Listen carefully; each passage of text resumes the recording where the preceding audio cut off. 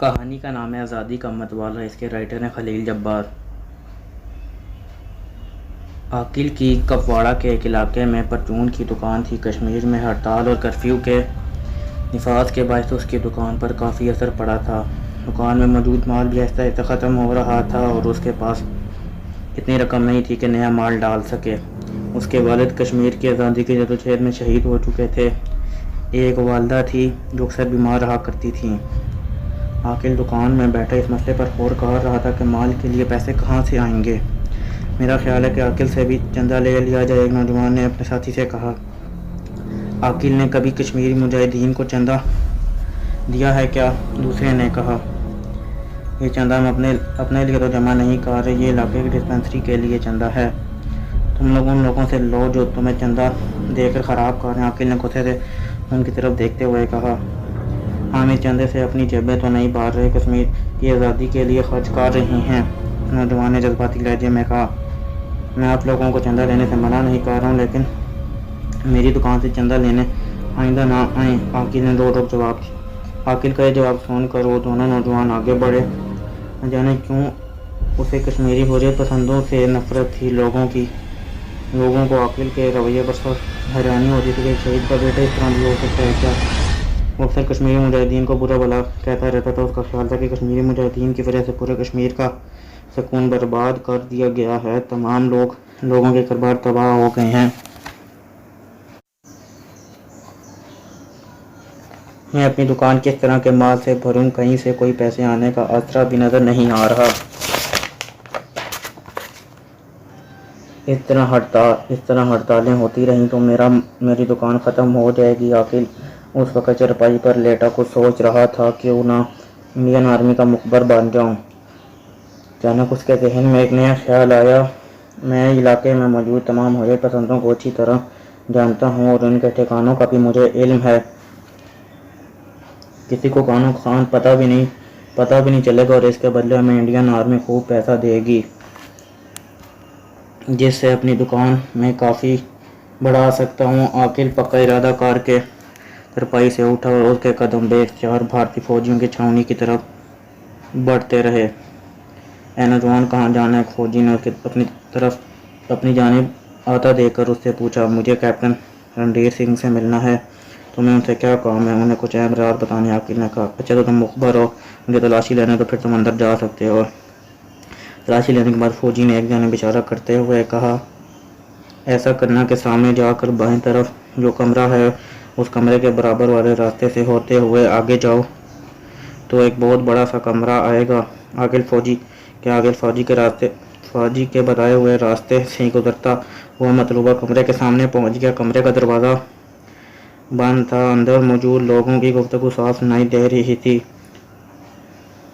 ہاں تو بھائی پرکاش، کیا رپورٹ ہے تمہاری؟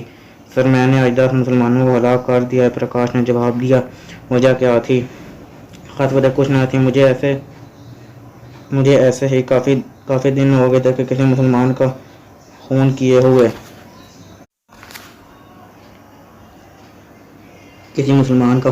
کافی دن ہو گئے تھے۔ 10 مسلمان جیسے ہی رات کے وقت ہماری چوکی کے سامنے سے گزرے، ان پر تخریب کار ہونے کا الزام لگا کر اپنے ساتھیوں کو حکم دیا کہ انہیں گولیوں سے اڑا دیں۔ کچھ فائر ہوئے اور وہ 10 آدمی بے خبری سے پرسکون نیند سو گئے۔ گڑھال تم سناؤ، تم نے کیا کیا؟ کیا سناؤں سر، ایک بوڑھا اور اس کا بچہ رات کے وقت کہیں جا رہے تھے، انہیں میں نے مخبری کا الزام لگا کر گولی سے اڑا دیا۔ انہیں مارتے ہوئے تمہیں رحم تو نہیں آیا؟ توبہ کریں سر، کشمیری مسلمانوں کو ہلاک کرتے ہوئے مجھے رحم آ جائے ایسا ہرگز نہیں ہو سکتا۔ میرا بات چلے تو میں سب مسلمانوں کو نیست و نابود کر دوں اور جو لوگوں کو تشدد کی وجہ سے ہندو بننا چاہیں صرف انہیں زندہ رہنے دوں۔ تم سب کی باتیں سن کر مجھے اندازہ ہو رہا کہ آج کل تم لوگ ٹھیک چل رہے ہو۔ تمہیں کشمیری رات کی تاریکی میں جہیں بھی نظر آئے ان پر مخبری کا الزام لگا کر مار ڈالو۔ اس قدر مسلمانوں کو مارو کہ جہاں صرف ہندو ہی نظر آئیں۔ سرکار نے کشمیریوں کی جدوجہد آزادی کو کچلنے کے لیے مزید فوجی کشمیر بھیجنے کا مشورہ قبول کر لیا ہے اور جلد مزید اسلحہ بارود کے ہمراہ اس وادی میں پہنچ جائیں گے۔ اف میرے خدا، میں یہ کیا کرنے چلا تھا؟ ان ظالم لوگوں کے ساتھ ہاتھی بن کر اپنے اوپر ظلم کرنے لگا تھا۔ کس قدر ظالم لوگ ہیں یہ سوچتے ہوئے عاقل پلٹ پڑا۔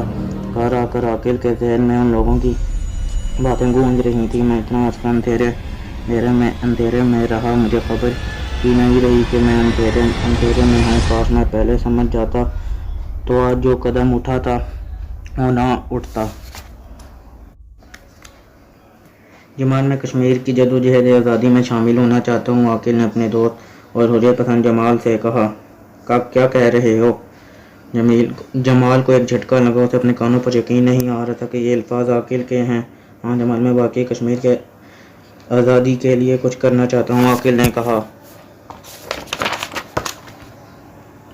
یہ سب کیسے ہوا؟ مجھے یقین نہیں آ رہا کہ اچانک کایا کیسے پلٹ سکتی ہے۔ بات یہ ہے کہ جمال، اس سے پہلے میں اندھیرے میں تھا، اس لیے میں کشمیری مجاہدین کو اچھا نہیں سمجھتا تھا۔ مجھے اب یہ احساس ہوا چلا ہے کہ واقعی حریت پسند حق پر ہیں اور انہیں ہم لوگوں کی سخت ضرورت ہے۔